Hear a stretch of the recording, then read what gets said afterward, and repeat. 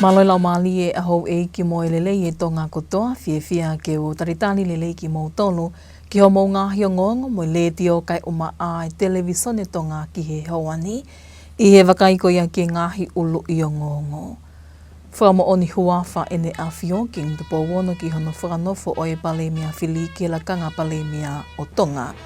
Tā puni whakataimi ma tātahi lau lea i whātumu aniawhi ke whakatuu ai ngahi papa whakahinohino topu me he lahi mo ui ko mole me he matātahini.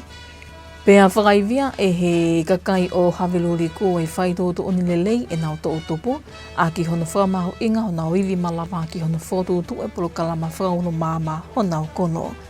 O kuto i eipe tara noa kehe ana yangi, pehe ai ta wakai ki ngā hio ngongo mihe malae o i sipoti kai o mai wakai ki he to onga o i ea. Ko i wakai lewa eni ki he whakai ki iki, ko au liliani porotele. Ko whakamo oni huafa a ene a fio ki tupo wono ki hono whakanofo o e palemia whili no pele whakawhanua ka koe whakafofonga no pele o haapai ki whalealea ki he lakanga taki ko e palemia o Tonga. Ko i o wauni ne whaipe i he palasi whakatu i he whiawhio e ahoni. Ko i o wau whakanofoni ne i he palasi whakatu i ai a e whai o ngongo a e whaleni wahe whanua tūpola o ne o mai he whakai ki hiki. Ko e ne awhio ki ngi tupo wono, i he ne haa ele mai i he kakatoa e wau whakanofo e palemia, ke whakakatoa i mista mo e palemia o e whanua mo hono whamili. Ai ne kau ki hene ta hine prinsesi kalauni sinai takala, ko princess na naspau Eliana, Pilinis kalani walfotofili, ko no pele maafu, Lady Whawhanua, pe he kia eiki whakaola me langi whawhanua, mo e ni ikepe me he whale o whawhanua.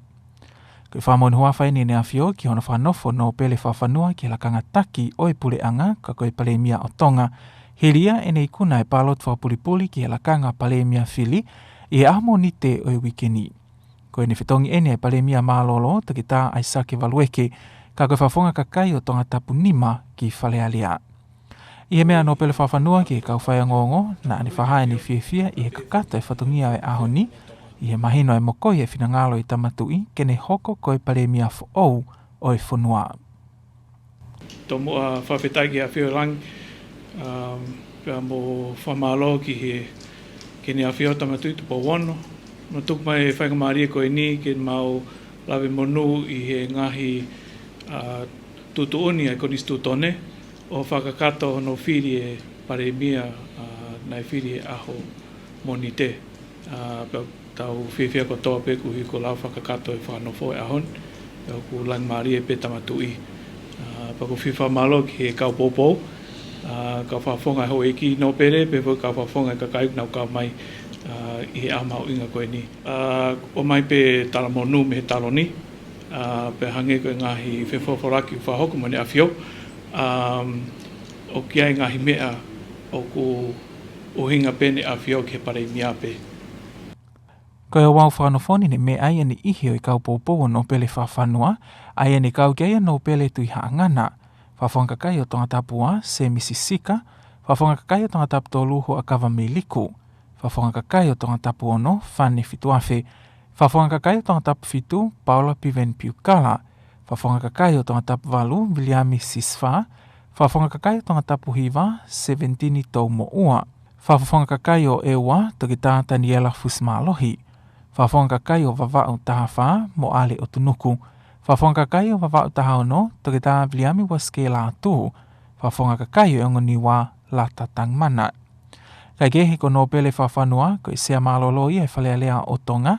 Ai ena ni hilakanga taki he tau whakatoa e walu talu me wawhe taha wa ki wawhe taha wha. Mo wawhe taha walu ki wawhe wanima. Nā ni fuafuahu ki whalealea ko whawhonga no pele i wawhe mā walu i hono tau wawha. O ni hoko ai koe fuafua tō taha tau sisi taha ke hu ki whalealea o Tonga i he tuko i a historia ho tau whanua. I waftaha whahana ni mālolo ai me he malae o politikale, ke hoko ate ni wheinga i he malae o eako whaekatemika, o maua i honamata i tohi maa i he ngawe whatiplometika, lao mai ngawe whapisnisi. O kei ki ngata pia lava mea pa mo i tāki o kwhahoko e no pele, he ngahi malae ke kehe pe i tongani, Ka aku kau kei mane hoko ko e taki ngai whakataha angalalahi I mamani o hangeko hono filia e he kupu whapuritkale a Asia mo e Pasifiki I he kautaha e pule ang whatahataha ke hoka no pele whawhanua ko e fufua whawhafongai me ngai whanua e Pasifiki ki he poate ai kautaha o e kau whawhonga whalealea ki tau sii o mamani pe ko young parliamentarians. Kai ke he lotongani u te eke mahino mai e kau whawhonga ko fili ki he kapneti pea I hene pehe lewa o ku kei tauhi whakataimpe hau eiki minista o e kapneti lolotonga I he tataki ai pare mia fo ou kai ua lewa kua whakanofa hau eiki minista fo ou o whatatau ki he kunistu tone. Ko e hoko hake ko enia no pele whawhanua ki he lakanga pare mia ne hoko ai ko e pare mia whika wanoa o tongani.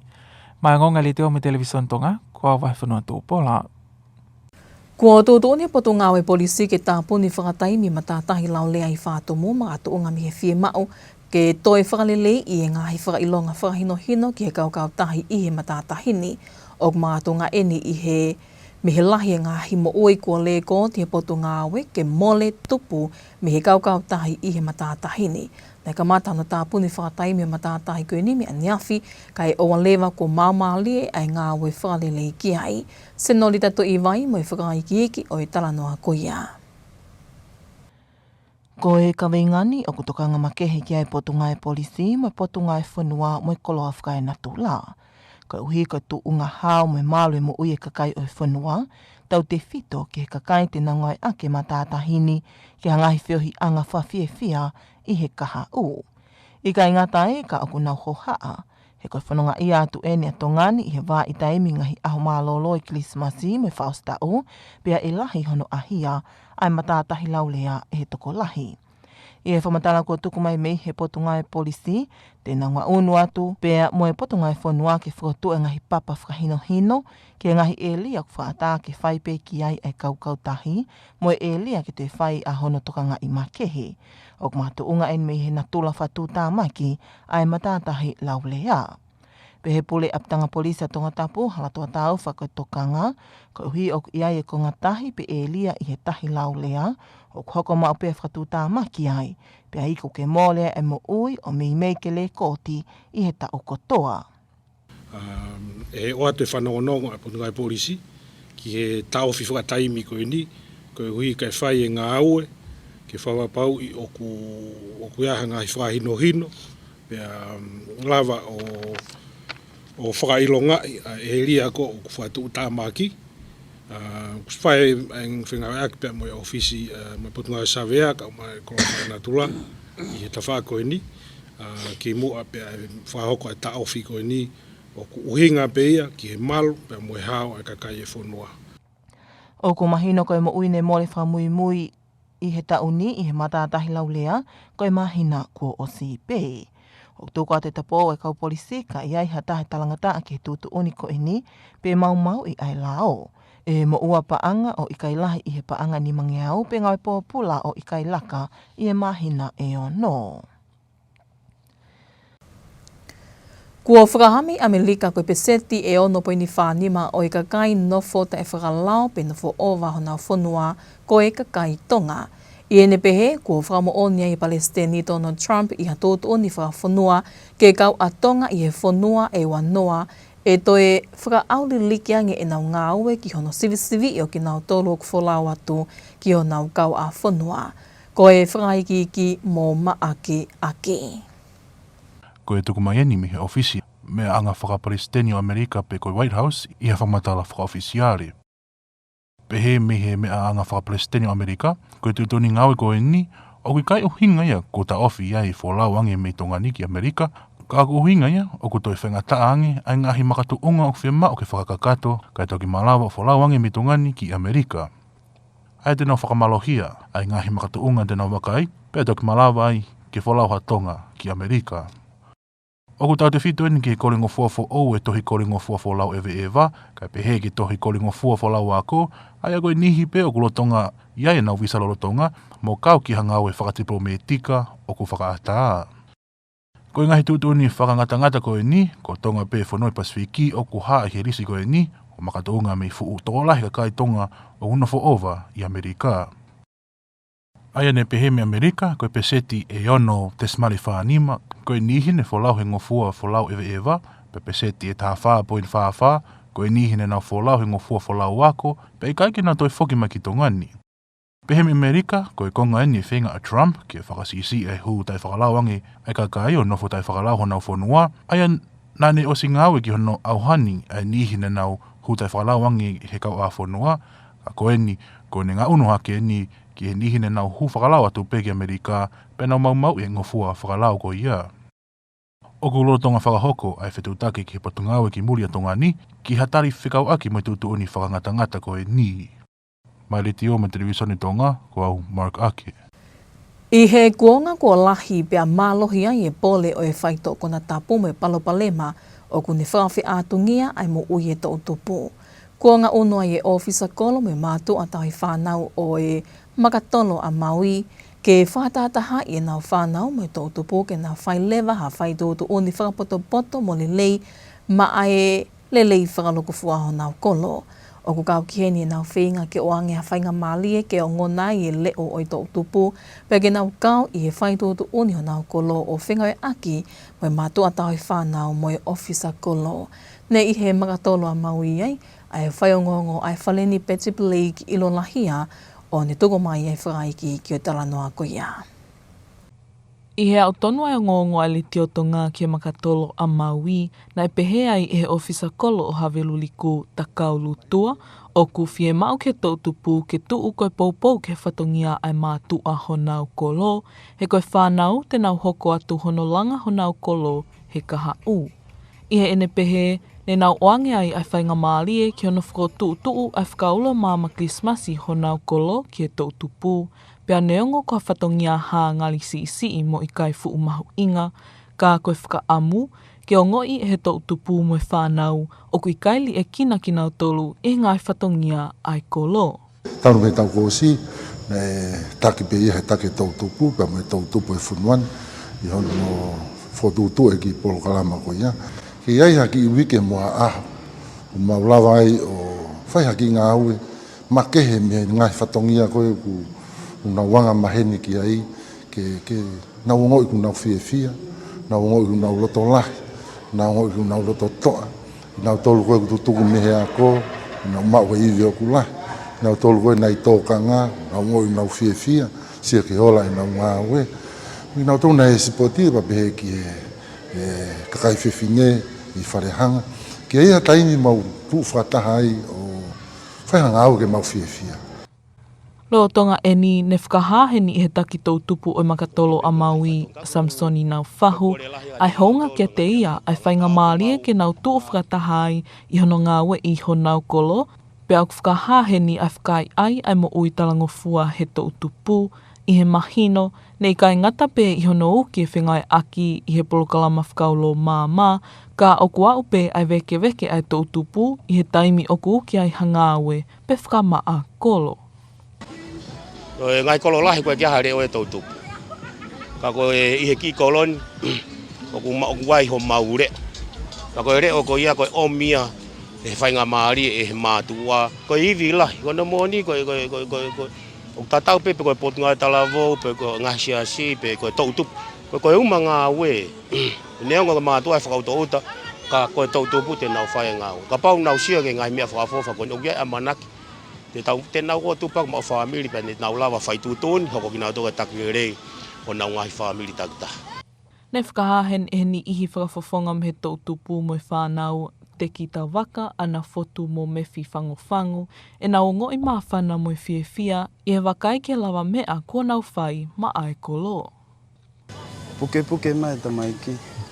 Ko ngani u ko hake mai whakaka ku kamata ke moria te whanau e whai Tongatapu. O kaolo. Kau e ki whotutu ngau e koe ni e toko ni lahi. Ki ono puke mai whanau ke ngau whakataha me mātua, whanawhana mea nge mātua. Ke i wāwā ofi pe wā e whamiri. Koe uhinga nia ke lau hingoa. Koe mea mau inga pe ke tū whakataha, ngau whakataha pe hako tupu e whanua mo e mātua. Ia taimi mole mātua ko ngā tau tēnā hoko atu e whiama ngā ui koe ia. Koe anga whamo i mama aho ni ke maa whia family mo nau whataha mai ki heni ke nau enjoy ai. Mau inga e programa ko ni kia tau mo e tautupu o ngā pe ke siofia ka hau. Pea ikai ke whaiha whatupu ke ngai whanu. Lo tonga e ni mahino pe kua lele ai ngahi polokalama whakaulo ma Christmasi, pe aku whakataha toko lahi atu ki ai whanau mo ni ihi mei he ngahi kolo. Ka nai whakamama whai he ni e he taha ngahi whae i he koloni ailine halafo au, e ne whakaloto lahi mo ta pou ke whanau honau kolo ai mahu inga ke kei tauhi mo puke ai melino, lo tonga e whakawhiewhia ai aho malo lo Christmasi. Ko ku ki whakaloto lahi peke he tautupu. Hange ko e mea kon hoko he pōni ai sisi uhila. Ke mo ua peho nau taimi ki he tauhi e merino. Pea oku osi tala pehe e mau ofisa kolo. E kai ke whaiha kona ke nau tauhi pe a merino he koloni. Pa ko whakaloto lahi atu whanki tala vou. Oua te mou mau ha kawa mālohi. Kai ke he ok whakafofua ke toko tongo fulu tupu ai whanau tō tupu o hawelu liku, moi nau kei tuu whakataha pe ki hono langa hake ai whakalakalaka moi wou ngataha ho nau kolo. Ma ai ngongo e li te o mo televisione Tonga, ko au Betty Blake i lo lahia. Merry Christmas! O ni o ngongo whakaloto whonua ia ke hoani koe ngahi o ngongo me malae o e sipoti hoko maia mō maake ake.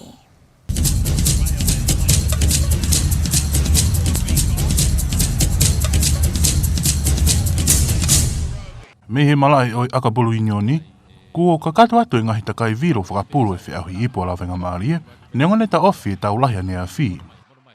Nei lawa reiwa inga e tolu ane a whi pa aki te uwhaiwa, ka i he tau lahi e haapai Seasides mo lia hona Old Boys, ne hanga e whakamao ta ofi wa inga i he tu hono ua ki mua pe osi taimi. Nei lolo tonga taki haapai, taha hiwa ki ke tolu.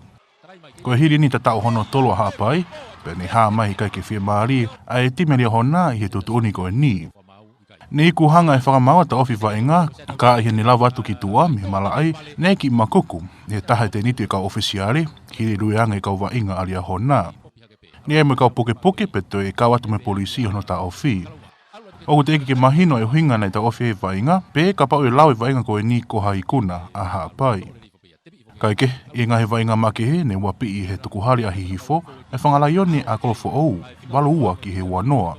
Malohi ngere ia warlords i lau si i hihifo, whaano ki he wahiva, pea sauni e he toloa Old Boys, e nau fo i he takai ku osi, ake nau ikuna he kaumaki maiange, ni maano ki he tahafitu. Me he vimau, ko a usia e temi vimau ato ngā ni, hamaka maile whakahistoria, hiri nau kau atu ke whiahui vimau to utupu a Oceania i Brisbane, Australia. Koe whiahui koe nia ko whatahataha ki ai kau whanau wa inga riri taha mi Australia, no usila mo i toinga Pasifiki, ke nau whenga kolowhai ki he whiahui vimau whamamanahi ai to utupu.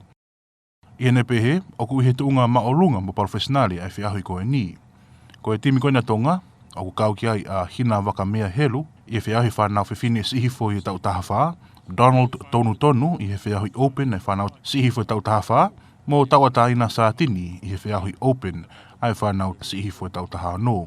Nei hoko a tonu koe fuafua tonga ia, ke ne whakahoko ha poini i ha whiau i oku iai kaunga ki ai e kau taha vi mau whakamamanahi koe whaidi po koe FIDE. Nei reko ti e tonu e ikuna e taha, moi mahanga e taha. Koe vainga riri taha ni ko whakahoko e ha toko taha tonga i le volgoni e whiahui, pea koe whakailonga riri ia ki he whakatupu moi whakakalaka e vi mau i tongani. Nei mau tau kei moi toinga timi whiahui koe ni, pe e kaurere ia ke he nau whenga, ki ngahi whiahui vei mau makehe i ka hau. Kua whakamoni he timi e Highlanders a Mika Muriaina, ka koe talavo weni o ku whoha aki ai Olparek tutuku, Comills Muriaina. O ku wainga wheesi ai talavo tau tahavalu koe ni, pe a koe ne whakamoni mo Highlanders, o au ki he wanoa wa fitu. Niango ni e whamau sino pe a Mika mo Highlanders i he tau whoo, ki mua pane toki hu ki he timi i tu mau i he wanoa wa fitu. Koe whakamoani ni e he Highlanders a Muriaina, hiri e olarere e ne ngahi whainga ma e timi sihiwa tau wanoa Highlanders i tau ni. Ne whiria ke ne tu utariwha ke mai temi whawhanua si hifo ta ua noa anu si la. Kai ke, o tamai aki e mika a meos muria ina, ka koe o koro ni, na ne vainga tu o te au, mai oropere ki.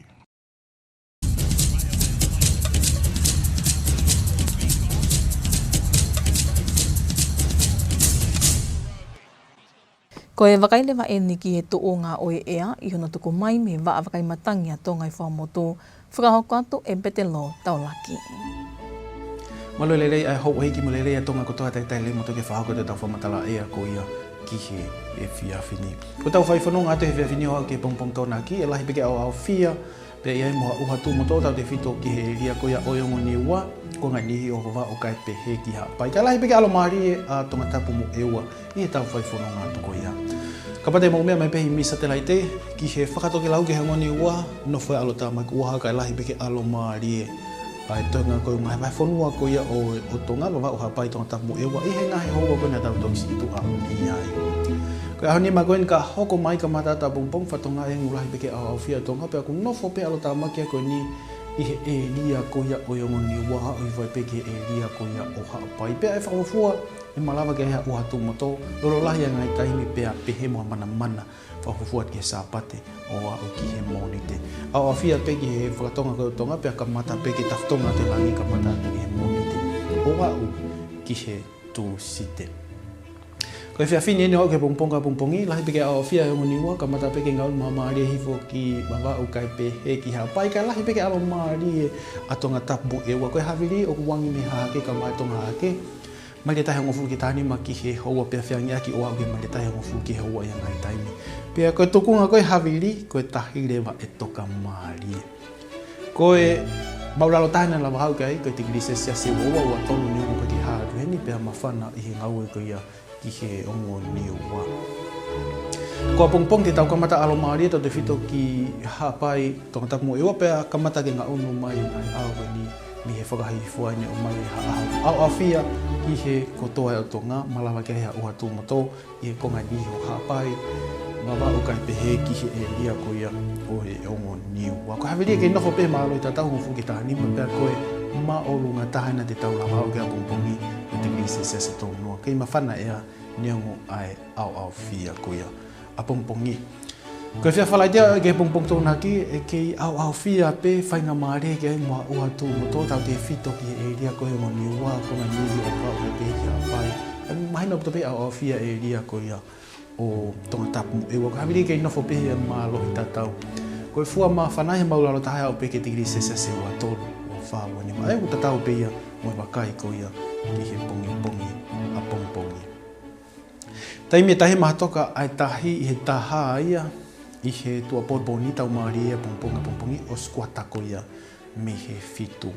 La mai mahina hopo la i he toi nima koe ke hono, tō ia i he osua fulu koe me fitu e whiawha pongpongi, pea e hopo pea moe mahina i he toi tahawalu koe ke nima. Pongpongi a pongpongi pea whatonga iange oku aloin ke mate mahina. Pea koe mate mahina a pongpongi, tō ai mahina e whiawha pongpongi i he toi tahawalu ki he fitu. Ai nima koe ni ka hoko mai ki Nuku'alofa whatonga iange e lahi peke alo maari e hangai fofonga mai ai la ala peku i koe aho la ala a. Ai whatonga iange e malawa ke iai moha uha tu'utonga mape. Tau te whito pen ki he tōna ki, moe moni te oha ki he pule luluku. E maalunga tahana te tau lawa au ki ai koe tikiri se siasi e tōnoa ki he tōta. Ai e tau ki mawhana pe vela ngea ea i he wakai e tuku ia. Ko tau ngata ngā pe ia ki he whiawhini ka e whamaro te i he tau kau ka mo mea. Ko e tuonga ia oe ea, ka tau toi wakaingi pehe ki ngāhi olo i o ngongo. Whamo oni huafa ene awhio ki ngtupo wono ki hono whakanofo o e palemia whili ki la kanga palemia o Tonga. Tāpuni whakataimi ma tātahi laule ai whātumu ane awhi ke whakatuu ai ngāhi papa whakahinohino tupu me he lahi e mo ui kua mole me he matātahini. Pea whakaivia e he kakai o haweluri ko e whaitoto o nilelei e nau to utupu, a ki hono whakamahu inga ho nau iwi malawa ki hono whotutu e polo kalama whakauno māma ho nau kono. Mo e kakato e peia o e ngāhi o ngongo mo e le tio kai uma ai televisione tonga ki e hauani mo whakaamu ngau tāki koto atu peia ki loto whale kotoa, kai malo e tau kei whi au mai ka mō mea.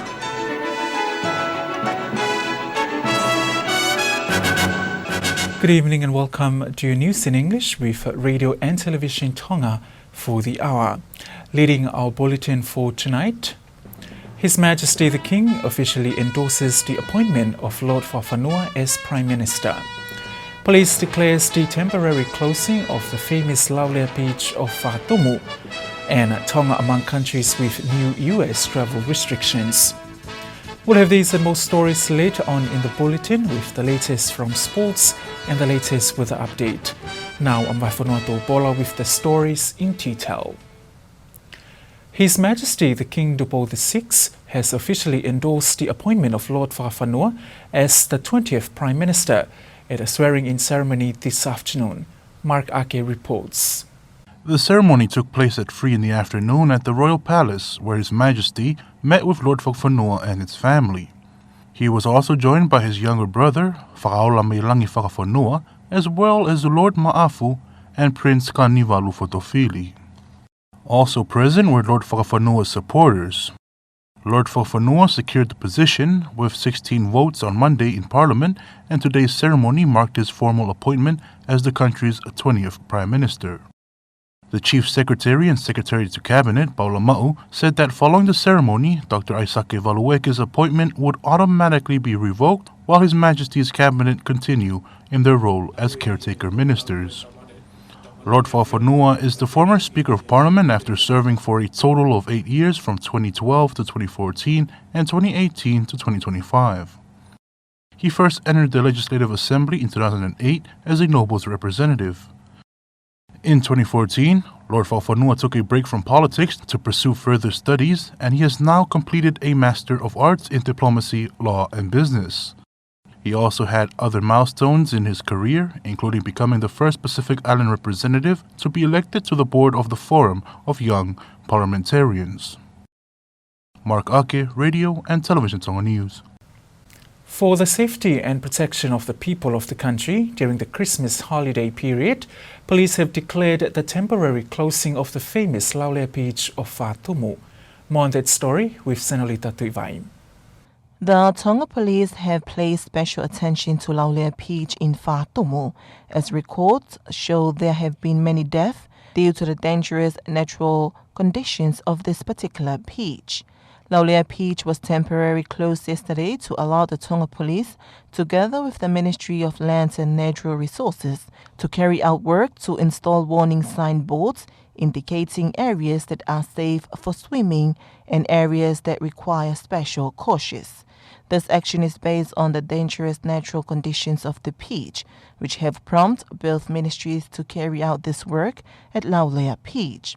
The Chief Superintendent of Tongatapu Police Station, Tongataufa, said the concern is because there are certain parts of the sea at Laulea where dangerous incidents frequently occur, often resulting in loss of life and deaths recorded almost every year. It is understood that the recent drowning at Laulea Beach occurred just last month.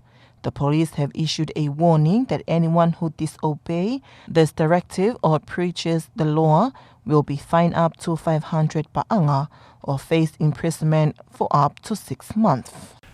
Tonga has been placed under partial travel restrictions following a new U.S. presidential proclamation signed by the President Donald Trump, aiming to strengthening American national security through tighter immigration controls. Under this proclamation, Tonga is among 15 other countries in the world now suspect to partial suspension of entry to the United States.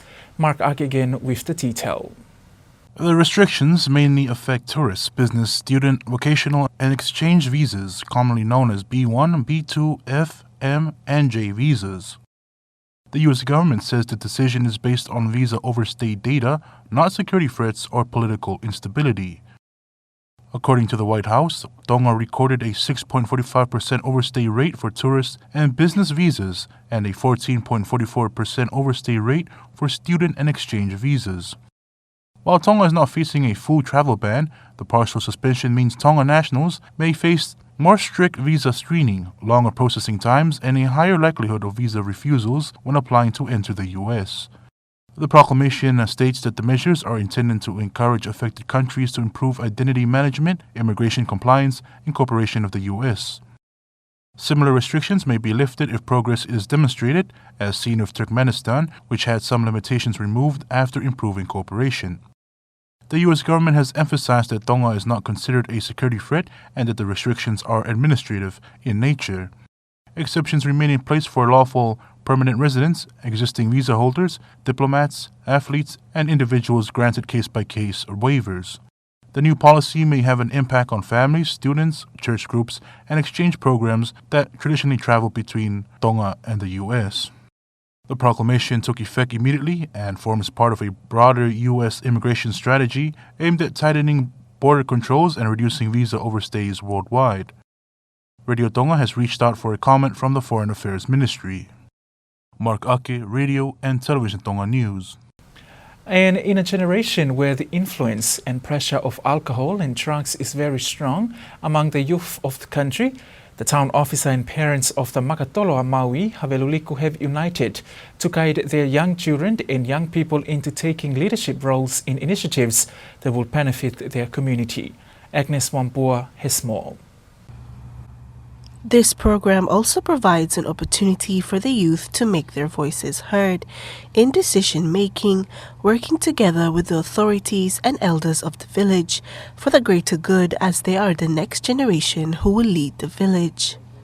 Speaking to Radio and Television Tonga News, the town officer of Haveluliku, Takao Lutua, said the program encourages the youth to lend a helping hand in leadership roles, preparing them to become the future leaders of the village. The youth were given the chance to demonstrate this through the planning and execution of the Christmas Lights program. He said that although it may seem small, the initiative aims to involve young people in the village's activities and decision-making processes. Meanwhile, youth leader of Haveluliku, Samsoni Naufahu, expressed gratitude for the opportunity given to the youth to show their dedication to the growth of their town. He added that the program instills discipline and fosters cooperation among the youth, who not only help with the Christmas lights, but also contributed to community tasks such as village cleanups and assisting those in need. Several youth members, Teki Tauvaka, Ana Fotu, and Mefi Fangufangu, also spoke to Radio Tonga News, voicing their support for the program. They said it gives young people valuable time with their families, allowing them to learn from their elders while staying away from alcohol and drugs. Beyond this, the initiative provides an opportunity for families across Tonga to spend time together and joyfully celebrate the Christmas festivities. It is clear that the Christmas Lights events are underway with children and others from the community gathering in large numbers. This was emphasized by one of the mothers in the community, Ailine Halafo'o, who encouraged the children to understand the importance of preserving and maintaining peace during the Christmas holiday celebrations. However, there are about 30 young people in Haveluliku's youth, and they are still working together to promote the development and unity of their community. Speaking for Radio and Television Tonga News, I'm Agnes Wamboa. Merry Christmas! And that's it from the local news. Sports is up next after this break with Mark Ake. Stay tuned.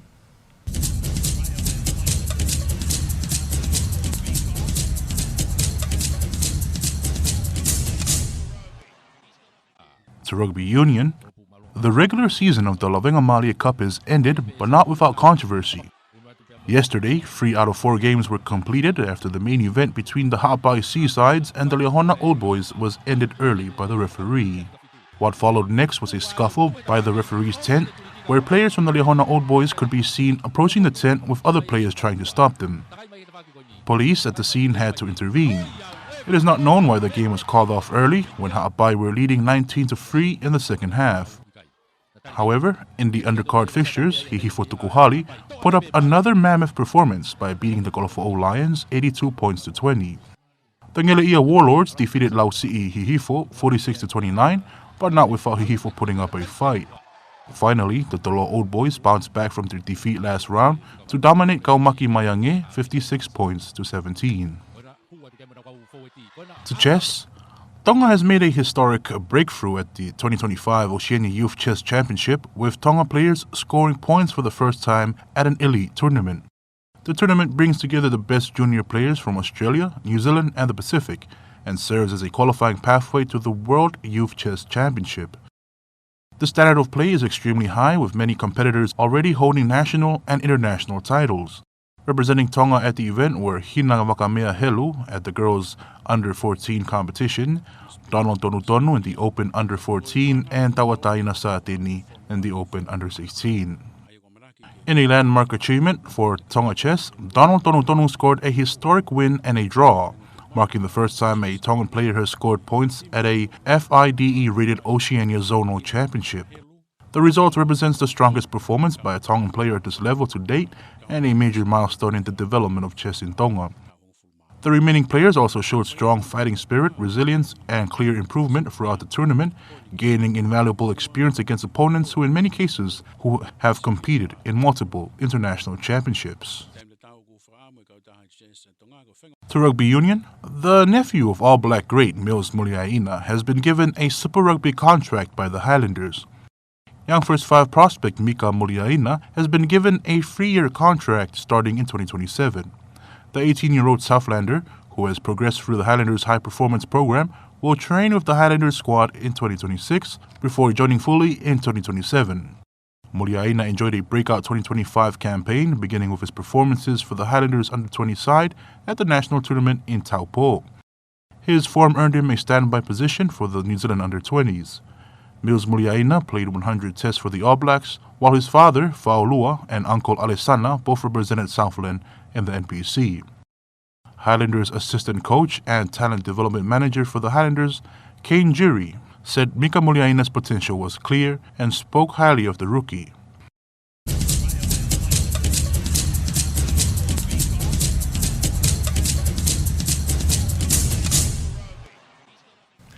That was Mark Ake with the latest from sports.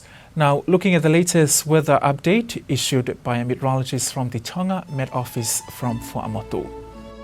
Evening once again from Tonga Meteorological and Coastal Radio Services. Welcome to your Thursday weather update. Christmas is next week, but for this evening until Saturday morning, here's what you're going to experience for the area of responsibilities. Further to the north, they will be experiencing more clouds with some few showers, especially over Nuku'alofa, some parts of Oahu and Hawaii, while we're expecting fine and dry conditions further to the southern parts of the group, especially over Tongatapu and Ewa. Now take a look at the latest satellite imagery. What we have identified here is those clouds were affecting the areas of Nuku'alofa and Tongatapu in the past few hours. They will experience isolated showers while having dry and widespread of blue skies across for the rest of the country of Hawaii, Tongatapu and Ewa in the past few hours once again. Now here is our setup for the next upcoming 5 days starting by tomorrow. There is a high pressure towards the southeast of the group, still bringing in east to southeast winds. But as we head towards deep into this weekend, there will be having some developing of some rain towards to the center and to the northern parts of the group, bringing in some disruptions, some heavy force at times, even some potential risk of thunderstorms. More clouds will be over the southern parts of Tonga and started to dissipate as we move towards Tuesday. This evening until tomorrow morning, still having more clouds towards to the northern once again and starting to moving slowly across the areas of Oahu, even the northern parts of Hawaii, while having stayed dry over the southern parts of Tonga. The winds will be east to southeast, basically for the vast of maturities, 10 to 15 a knot, and variables up to 10 knots at times. That's associated with slight seas. So if you are heading out fishing or heading out by ferries to outer islands, you'll be experiencing slight seas once again. Our overnight temperatures will be in the range of 22, even 23. It's not shown here, perhaps 24 and 25 as we move towards to the areas of the newest. And for Friday, they'll be having some change here. We'll start up with fine bright skies and ends up with clouds moving in from the west across the vast of maturities. So it will be a cloudy day with some few showers across to the center and to the northern parts of the group. The winds will be staying at the same speed, again 10 to 15 knots and slight to moderate seas. The highest temperatures will be reaching 29 and 30s for the vast of maturities. For Friday afternoon until Saturday morning, there'll be experiencing some more clouds persisting over the area. Some few showers over the areas of Newas, perhaps some parts of Vavao and also Ha'apai. The winds will be at the same speed once again, 10 to 15 knots. Nonetheless, the overnight temperatures will be having the same conditions to what we are going to have for tomorrow. So the thermometers will be reaching the significant figures of 22, 23, 24 or even 25 as we move towards to the northern parts of the group. Tide predictions will be having our low tide at around midnight tonight, 1 a.m. High tide will be tomorrow morning at 7:15. Sun and moon will be having a sunrise for tomorrow at 5 to 6. Sunset will be 7:20 p.m. by later tomorrow evening. Moonrise will be tomorrow morning, and take note for information, we'll be having our new moon. Moonset will be 6:42 p.m. tomorrow evening. Now, lastly, our 5 days outlook for Nuku'alofa. Overall, it will be having a very strong sunshine, so make sure you cover up yourself to protect from a high UV level. Basically, there will be also some few showers on Saturday, even on Monday until Wednesday. The peak of temperatures will be reaching 30 up to 31 for these 5 days. That's quite all for us for this evening. Hope to see you again once again. Good night. That was Petelo Taulaki with the latest weather information, wrapping up your English news package for tonight. But before we part, here's one final look at the hour's top stories. His Majesty the King officially endorses the appointment of Lord Fafanua as the 20th Prime Minister of Tonga. Police declares the temporary closing of the famous Laulea beach of Whātumu, and Tonga among countries with new US travel restrictions. That's it for tonight. Thank you for joining us. I'm Paula. Good evening.